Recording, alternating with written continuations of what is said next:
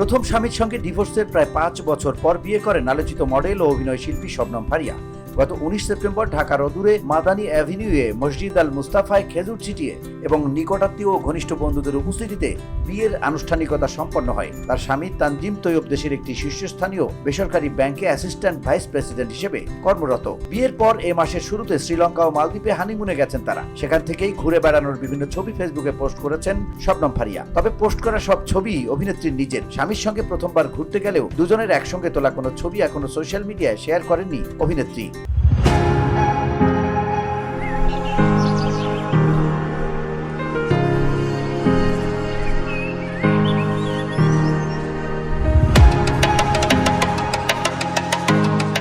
এরই মধ্যে গত মঙ্গলবার শ্রীলঙ্কার গালে শহরে থেকে হাফ প্যান্ট পরা একটি ছবি ফেসবুকে পোস্ট করেন শবনম ফারিয়া। ছবিটি পোস্ট করার সঙ্গে সঙ্গে অভিনেত্রীকে নিয়ে সমালোচনার ঝড় শুরু হয়। সমালোচনাকারীরা বলছেন শবনম ফারিয়া খেজুর দিয়ে মসজিদে বিয়ে করে নিজের ধর্মীয় অনুভূতি প্রকাশ করেছিলেন, কিন্তু বিয়ের পর হানিমুনে গিয়ে হাফ প্যান্ট পরা ছবি জনসম্মুখে প্রকাশ করে নিজের সম্পর্কে উল্টো বার্তাই দিলেন।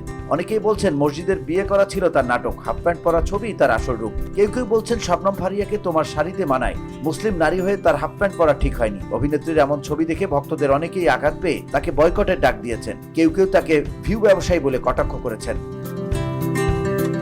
দীপ্ত ফয়সাল ভুঁইয়া বলেছেন, বুঝলাম না, ফারিয়া বিয়ে করলো মসজিদে, হাফ প্যান্ট পরলো শ্রীলঙ্কায়, তুমি আমার পছন্দেরই একজন, এভাবে আঘাত কেন দিলে? নাজিমুদ্দিন মারুফ লিখেছেন, বিয়ে করেছে মসজিদে, তার এই অবস্থা। খলিলুর রহমান নামে একজন লিখেছেন, বিদেশে গেলেই কাপড়ের অভাব হয়।